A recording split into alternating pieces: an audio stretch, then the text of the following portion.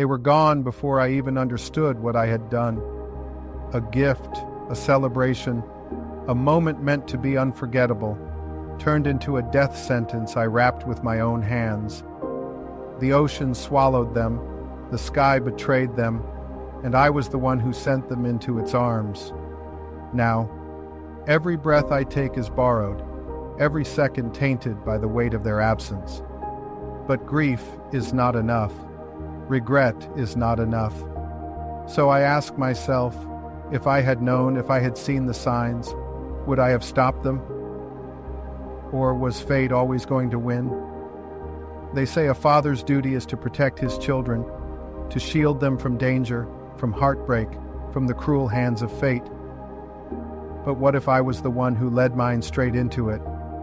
What if the gift I gave them, the one meant to mark the happiest day of their lives, became the very thing that took them away from me? I have lived every second of that moment.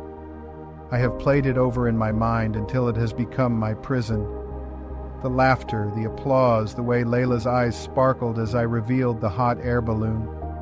She was glowing, her hand clasped in Raphael's, the two of them looking at me with gratitude, with love. They had no idea. None of us did. I watch my hands tremble as I write this, something that hasn't happened in years. The weight of the truth is a burden I cannot shake, but I have to say it. I have to admit what I did. It's the only way I'll ever forgive myself. Layla and Raphael were born in the chaotic pulse of Durban, a city where luxury mingles with the salt of the sea. Our lives, my business, my reputation, thrived on the steady hum of success. My family was well known, respected, admired. But for all our wealth, I can't recall a time when my daughter wasn't running barefoot through the sand with Raphael beside her, both of them free from the constraints of their surnames. From the first time they met, I could see their bond. The two of them were like two birds that had flown from the same nest, their wings synchronized in a perfect dance. Layla had always been different from the other children, more curious, more in tune with the world around her. She spent hours by the shore, studying the creatures of the deep, marveling at the wonders of the ocean. And Raphael, well, he was a dreamer, capturing life through the lens of his camera, always looking for that perfect moment. They were magic together. Every time I looked at them, I saw a pair of souls intertwined, no beginning and no end, just an infinite loop of trust and understanding. When they were younger, it was all about adventure. They would spend hours exploring the coastline, climbing rocks, and chasing waves. They trusted each other in ways that no one else could. No questions, no reservations. I should have seen it then, when they were children, when their world was so small, so pure. But I didn't. I let them grow. I let their love blossom as effortlessly as the ocean tide, not realizing how dangerous that was. How the same love that made them inseparable would one day be their downfall. But I never could have imagined that one day I'd be the one to unknowingly send them to their deaths. There was a time when I believed love could be measured, that it could be calculated like the deals I made in boardrooms, structured, controlled, predictable. But love is not a business transaction. It is not something to be negotiated or carefully planned. Love is a tide. It rises, it falls, and when it pulls you under, there is no reasoning with it. I saw it in them before they even understood it themselves. Layla and Raphael had always been inseparable, but as they grew older, something shifted. It was in the way they looked at each other when they thought no one was watching. In the way Raphael's camera, once used to capture landscapes and wildlife, now seemed to turn to her more often than not. And in the way my daughter, so independent, so fiercely stubborn, softened in his presence. She had always been drawn to the ocean, but Raphael, he was drawn to her. When they left for university, I thought distance might change things. I was wrong. Layla poured herself into her studies, immersing herself in marine conservation, spending long hours analyzing coral reefs and endangered ecosystems. Raphael, always with his camera slung around his neck, turned his passion into purpose, filming stories of vanishing coastlines and the fragile beauty of the natural world. And somehow, through all of it, they found their way back to each other every time.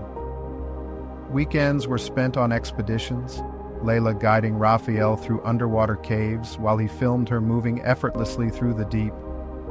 He captured the things she loved: the shimmer of a fish's scales in filtered sunlight, the delicate sway of seagrass, the way her face lit up whenever she made a new discovery. It was a quiet kind of love, steady, unshakable. I should have been happy for them, and in many ways I was, but I was also afraid. Afraid that love like this, so deep, so consuming, would make them reckless. That in chasing the beauty of the world they would forget its dangers. I never told them that. I never told them how terrified I was that one day the ocean Layla loved so much might take her from me. I never thought it would be the sky instead. There are moments in life so perfect, so untouched by fear or sorrow, that they feel like something stolen from a dream. This was one of them, and perhaps that is why it haunts me the most. Layla had always spoken about Madagascar with a kind of reverence, as if it were a place carved from myths. The untouched beaches, the rich marine life, the endless sky melting into an ocean as blue as her eyes. When Raphael told me he planned to take her there, I knew what he intended to do. He had come to me weeks before, nervous, though he tried to hide it. "I want to marry her," he had said, his voice steady, his hands clenched. "I love her, sir. I always have." I could have objected. I could have questioned him, made him prove himself worthy of my daughter. But I had seen it for years, the way he looked at her, the way he understood her in a way even I never could. And so I simply nodded. "Then do it right," I told him. "Make it unforgettable." And he did. They stood on a secluded beach at sunset, waves licking at their feet, the sky painted in streaks of fire and gold. Layla was laughing about something, her hands buried in the damp sand, when Raphael knelt beside her.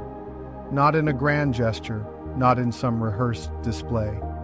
Just quiet, certain. I imagined the way she must have looked at him, her expression caught between surprise and something deeper, something unshakable. He held out the ring, a blue sapphire that reflected the ocean she loved so much. No hesitation, no doubt. Just a breathless, tearful yes. The moment was captured in a single photograph. Raphael must have set his camera up beforehand because later, when they returned, Layla showed it to me with a smile so bright it nearly broke me. There they were, silhouetted against the fading light, her hands cupping his face, his forehead pressed against hers. A frozen second of pure happiness. I still have that photograph. I wish I could destroy it, because now, when I look at it, I don't see a promise of forever. I see a lie, a future that never came, a love that I sent soaring into the sky, only to watch it fall. The months leading up to the wedding were filled with laughter, with toasts raised over candlelit dinners, with Layla twirling in circles as she described every perfect detail. I told myself that this was the natural order of things. A father watching his daughter step into the next chapter of her life, into a love so certain it felt unshakable.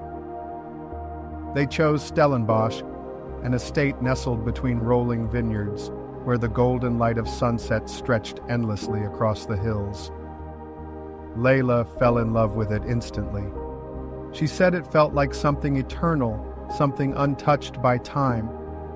I wonder now if that was some cruel joke, a place meant to last forever while she barely had time at all. I remember standing on the terrace of that estate, a glass of aged wine in my hand, watching as Raphael traced his fingers over the rough wood of a wine barrel, as if memorizing the texture. Layla stood beside him, barefoot in the grass, tilting her head to listen as he whispered something only meant for her. She laughed, that soft, breathless laugh that had always belonged to him. They spent hours choosing every detail: the flowers, the music, the way the long wooden tables would be arranged under strings of warm lights.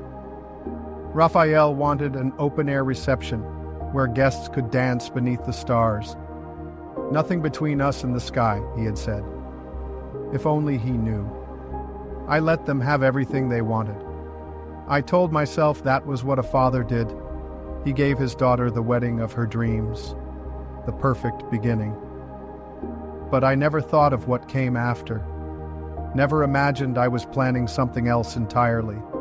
Not a wedding, but a funeral disguised in white lace and champagne. I can still hear her voice. "It's going to be perfect, Dad." It was, until it wasn't. There are moments in life so flawless, so radiant, that they blind you to the darkness waiting just beyond them. That was their wedding day. So perfect it felt untouchable. And maybe that was the first warning. Maybe I should have known. The morning was crisp, the air carrying the scent of vineyard earth and blooming jasmine. The estate stretched before us like something out of a painting, rolling green hills, the sky an endless canvas of soft blues and gold. I stood among the guests, watching as Layla stepped into view, and for a moment, I couldn't breathe. She was luminous. Her gown, inspired by ocean waves, shimmered as she moved, each step deliberate, graceful. The intricate embroidery traced the story of her love, the sea she had always adored, the man waiting for her at the altar, and Raphael. I had never seen him look at anything the way he looked at her. Not through his camera lens, not at the most breathtaking sunset he had ever captured. There was something unshakable in his expression, something that made me believe, if only for that fleeting second, that love could, in fact, last forever. Their vows were spoken softly, but they carried weight. They spoke of time, of distance, of every moment that had led them to this. "You are my safe harbor," Layla told him. "No matter where I go, no matter how far, you are the place I return to." "And you," Raphael whispered, "are my sky. You are endless, untamed, and I will spend my life chasing the light in you."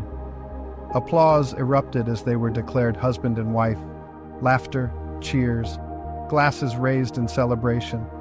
I remember gripping my own so tightly it nearly shattered in my hand, because in that moment, when Raphael kissed my daughter, when their future stretched out before them like an unbroken horizon, I felt something.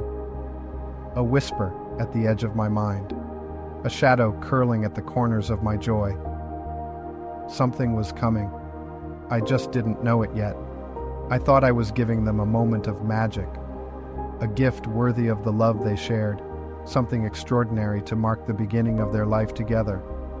A sunrise over the ocean, a quiet escape before the world swallowed them whole again. I thought I was giving them a memory, but what I gave them was death. The reception was a blur of laughter, clinking glasses, music that seemed to swirl through the night like something tangible. Guests danced under strings of golden lights, the air thick with the scent of ripe grapes from the vineyard. Layla and Raphael were inseparable, moving through the crowd as if they existed in their own orbit. I remember the way she looked at me when I made the announcement, her eyes widening with delighted surprise. "A sunrise hot air balloon ride over the coast," I said, lifting my glass. "A moment just for the two of you before life catches up." Excitement rippled through the guests, murmurs of admiration and approval. It was extravagant, unexpected, but wasn't that the point? A father should give his daughter something unforgettable. Layla laughed, rushing into my arms. "Dad, this is incredible." Raphael shook his head in disbelief, grinning. "You didn't have to do this, sir." "But I wanted to." I watched them as they whispered to each other, imagining the morning ahead, the quiet, the sky, the endless blue beneath them. They had always been explorers, seekers of beauty and wonder, and this was meant to be just that, one more adventure. "It's perfect," Layla murmured, her fingers laced with Raphael's. I believed her. I believed that when the sun rose, they would ascend into something beautiful, that they would return with stories of the sky, with photographs capturing the first golden light of their new life. I had no way of knowing that the gift I placed in their hands was a loaded gun, that when the morning came, they would not rise with the sun. They would fall. I never saw them leave. I had meant to wake up early, to stand on the terrace with my coffee and watch the balloon rise into the dawn, to see them drift toward the horizon, weightless, limitless. Instead, I woke to a scream. Not from the sky, not from the wreckage, not yet. It was my wife, gripping the edge of the breakfast table as the news anchor's voice cut through the morning stillness, a report of an incident, a hot air balloon over the coast, the words blurred, meaningless, until I saw it.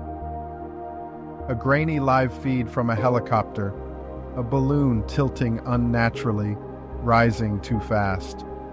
My heart stopped. Hours before, they had stepped into that basket with nothing but joy.